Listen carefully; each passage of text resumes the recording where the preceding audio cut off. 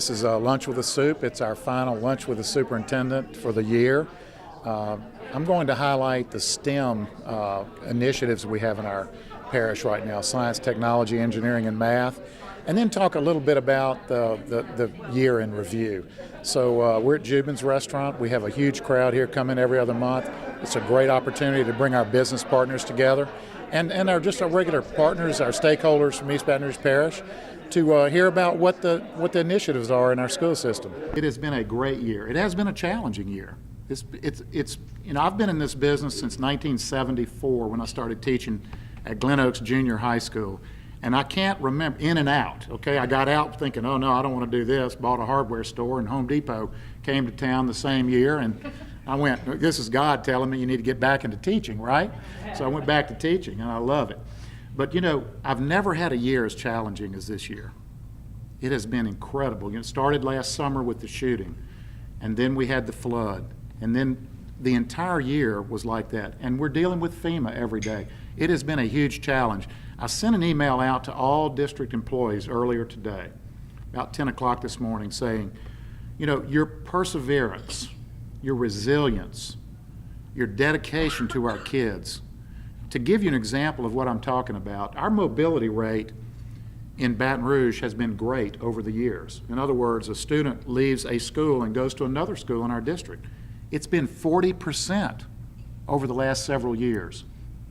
This year, after the flood, we said, you go to the school nearest where you're living now, right? We got them into schools, and this year our mobility rate has been 20%. Now you think about that for a minute. We've cut our mobility rate in half because we said, we welcome you wherever you are. And I'm going to tell you, we've had about 30 to 35% of the people in our district affected by this flood. 165 buses flooded. And I'm going to talk about that a little bit more. I do want to talk a little bit about the STEM effort, and then I'm going to give a little bit of an update for the year. So I want to talk about STEM a little bit today, and I want to thank a few people. Keela Stovall, Kim Fossey, Mark Arsenault back here, Maricel Salvation, I don't think is here today, who all work within our STEM network, but our foundation in general. Jeff Martin, our president, Ted Fernberg, our former president, earlier president last year. We appreciate what you've done.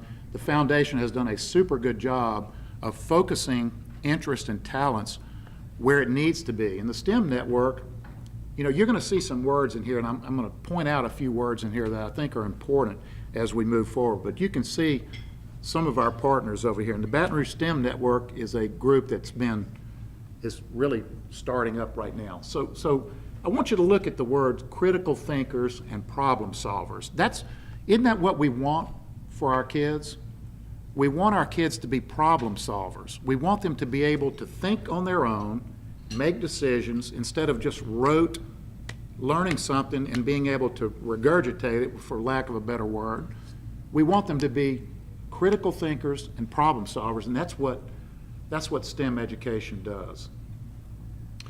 When you look there and it says develops a highly skilled workforce, I was in Cameron Parish a few years ago for a fishing trip down there, and I looked at this LNG plant, this liquefied natural gas plant. Some of you may know the name of it. I can't remember the name of it right now. Sasson, and there's another one down there as well. There's two of them. Billions and billions of dollars of investment. But the fact of the matter is the vast majority of the workers come from Texas. Now, granted, Cameron Parish doesn't have the highest population of people there, but Lake Charles is right there. And so we have to develop those skills in students who can get those types of jobs. And I'm talking billions and billions. When we were on that river, and I'm not sure if it's the Calcasieu River or not, going out to the Gulf, there were ships lined up to be filled up with liquefied natural gas. And there were small Coast Guard vessels with machine guns on the front just going by them. And one after another, Chinese and Russian ships and foreign ships lined up to be filled with liquefied natural gas. And thousands and thousands and thousands of workers in those LNG plants that we need to fill those positions. And that's the purpose, to develop a highly skilled workforce that can do those types of things. Now, not Cameron Parish. You look at from St. Francisville to New Orleans, the chemical corridor, the industrial corridor. These are the types of jobs we have to be able to help our students be prepared for. So science, technology, engineering, and math, that's nothing new. We all know that. But it's a philosophy of putting into those students skills where they are problem solvers and critical thinkers. I'm going to open it up to questions later on if you have any, and I'm going to let our real experts like Kim Fossey answer them, right? Right, Kim? Because I'm sure you can help me doing that. So let's take a look at this.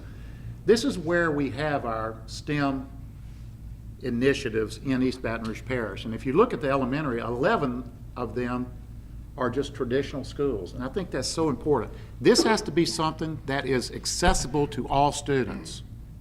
I think that's a critical piece of this. It has to be accessible to all students. Only one magnet in the elementary. In middle, 7 schools, 5 magnets. In high school, 6 STEM designated, 4 magnets. And you can see some of the programmatic pieces that we do on the bottom there. And again, I could not thank Kim and Keela enough and this foundation for making it a high priority, and for ExxonMobil, thank you for being one of the key figures here in helping us do this. The one-to-one laptop program, every student grade 4 through 9. Now I want you to put this in perspective. We had a $30 million deficit last year. We cut that deficit by $13 million. With the flood this year, we're not going to be able to cut that deficit as much. We have as much as anywhere from $75 to $125 million. We don't know what the total figure is from the flood. And we're working with FEMA every day to try to get the maximum amount of eligible money returned to us, up to 90%. But if it were $100 million, that's still $10 million for us that the school board would be responsible for. And thank you, Jill and school board members, for supporting us on that. But it's difficult. As much as 50% of our time is dealing with FEMA-related projects. And I want to thank CSRS, who's helping us manage that program and to get back as much as we can. But at the same time, we have been able to institute a one-to-one laptop program, grades 4 through 9 now. Also, Estruma High School next year, 9th and 10th grade, will be able to say that. Actually, 6th, 7th, and 8th grade with Estruma Middle Magnet as well. So 6 through 9 next year. As Estruma opens in August, it will open with only 9th and 10th graders in the high school portion, and the Estruma Middle Magnet, 6th, 7th, and 8th. That will be a one-to-one laptop program. And so I think it's very important to realize that we've been able to do that. There were 13,000 plus, and Charmaine Rutledge is right there and has had a lot to do with helping us with this, but 13,000 plus Chromebooks were purchased to put in the hands of our students who took the test on computer for the first time this year, grades 5 through 8. How would we let those students take a test when they haven't been acclimated to using that computer each and every day? 3,500 of those flooded. Isn't that amazing? We were able to replace those, get them back in the hands of our students. It just gives you a snapshot of the challenges that we have had. I know that Livingston and Ascension's the same way, but it gives you a snapshot of those challenges. It also shows you what we were able to do through the foundation in this program. If you look, I think this is an important slide because it shows the student, the teacher, and the or educator and community programs. And I'm not going to read them off all to you, but I want you to just take a look at some of the things that have happened in East Baton Rouge Parish this year. I think one of the things that I want to highlight, though, is Carnegie Mellon, is one of the greatest learning institutions in the United States in Pittsburgh. I was actually up there about a year ago, and I was able to visit those. University of Pittsburgh and Carnegie Mellon was right next to my hotel, and it was very interesting to see the types of work that they do.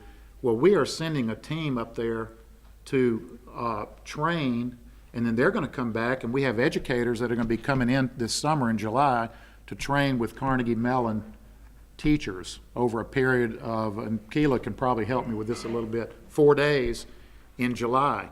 So this is another initiative I think is worth pointing out. Just so many different things that we can say that we're doing.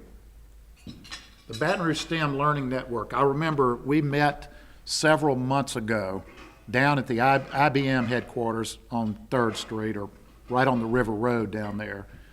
And there were a list of partners, and I think it's on one of the slides coming up, but the list of the stakeholders and partners that are working with us to develop this Baton Rouge STEM Learning Network is incredible. And I want to thank all of you who are coming here from the business community that help support what we do in the STEM learning each and every day. We really appreciate what you do. But if you just look at the vision of what we're trying to do is get this STEM initiative out to as many students as we can, regardless of where they are in school. They don't have to be a magnet. We want, again, I'm going to say it again, to get this to every student in East Baton Rouge Parish. And we're trying to secure the funding to scale it out even more than we have it right now, and develop a common agenda for increasing high-impact STEM learning. And these are some of the partners who met with us at the IBM building earlier this year. And you can see the people who are interested in helping East Baton Rouge Parish move forward. I'm a public school person. I support public schools all the way, 100%. And to be able to say that we have a partnership like this, I want to tell y'all, we have incredibly good schools. We have 11 national blue ribbon schools in East Baton Rouge Parish.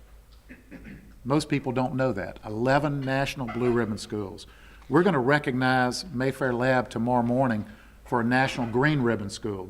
Baton Rouge High won that last year. Green ribbon school for being efficient and economically good, I guess you'd say. But look at the different partners that we have helping our Baton Rouge STEM network moving forward. So how can you help? We want you to get involved. If you're not involved already, get involved. And we're not just looking for money, but although the foundation is here today and they support us, I'm going to say donate to the foundation. It will help this Baton Rouge STEM network. It will help our kids in East Baton Rouge Parish. Donate to the foundation, but it's not just your money we're looking for. It's your time, it's your effort, it's your corporation's involvement in what we do. We would welcome your corporate involvement if you don't already have that. So get involved, invest resources, join the STEM Learning Network. And I'm going to stop right there and see if there's any questions that we have on STEM. And then I'll just give a quick year-end review update. Any questions on that? If I can answer them, I'll answer them. Kim Fosse's here to answer them. She's so smart in this and does a great job. Thank you, Kim. The professional development piece from that's featured by the foundation, we think that, I mean, that's one of the three sort of legs of the stool that is so important to STEM. And of course, this happens year long. I mean, we're constantly doing embedded PD through STEM mentoring, and we focused on middle schools. So we've done a lot of embedded PD in the middle school area. We provide, constant professional development. We work with EBR's sort of STEM division, and they're constantly doing in-class time professional development, as well as they have focused on special, let's say, for example, full-day professional development for teachers. This summer, we're excited to say that we're going to do a really intense approach, and that it's going to last 4 days. So what we're trying to do is to use best practices in terms of what we know about teaching robotics or project-based learning. You simply can't give someone a 15-minute, a 30-minute, 60-minute snapshot of how to do project-based learning in your classroom or utilize technology and expect someone to turn around and start doing it in their classroom. So that's why we have taken the approach that we're going to give them, provide like a 2 to 4 day stretch of how to use robotics, how to incorporate chess in your classroom, how to teach in a project-based, relevant way, using project-based learning, problem solving, teamwork, using, you know, real topics, real-time topics. The other thing that the foundation has done, which is really cool, and we incorporate a lot of people, would be the summer work that we do. And we open that up for teachers to come, and some of the teachers will participate in that, where we partner with BREC, and we'll be sharing a lot of the same thing, project-based learning, authentic projects, STEM projects throughout the summer. And I was thinking, as Kim was talking, I was thinking about, you know, it's been a challenging year, but when you go to the graduations, I went to a graduation every night last week other than the board meeting week night, which was a very long board meeting, Ms. Dyson. We don't want any more quite that long. And I went to one last night as well. When you see those kids walking across the stage, that is what we do, right? That is what we do. We are here to educate children, and we're here to see that they get what they need to get to become responsible, good citizens. That's what we do. I was talking to Mr. Fernberg and Adonica here at the table earlier, and our Bel Air High School band is going to Normandy, France, a week from this Thursday. They have raised the money to take their band to Normandy, France. I want you to think about that. I was visiting with them about a week ago, and my father was a fighter pilot in World War II and landed in Normandy on July 2nd of 44, 3.5 weeks plus D-Day. He was flying across the channel before that and then landed there. And I was researching some of the places he went because I'm going with them. But in talking to them last week, I realized we were saying, how many of you have flown on an airplane? 3. 3 of those students only 3 of those students have ever been on an airplane. Think about the opportunity we're giving these students to be able not only to see Paris, France, and Normandy, to be a part of something so critical.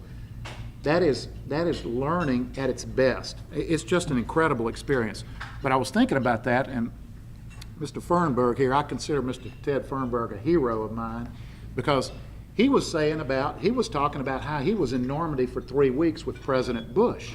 Y'all may not know this. He flew Air Force One, Air Force Two, Air Force Two. Okay, I'm gonna do yes, Air Force Two. So he flew the First Lady around, right? But he was in Normandy for 3 weeks with President Bush, the Air Force One, Air Force Two. All of these planes were here, and got the treatment of a lifetime. And we were just talking about the different things in Normandy. But I consider him a hero because of what he did in the service of our country in the Air Force and flying those planes. But if you look at this real quickly, I want to talk about A3 plus C, academic planning, academics, arts, athletics, and character. That's a big part of it. I want to thank Michelle Clayton. Michelle, I want you to stand up a minute. And I want to say thank you for the service to our district.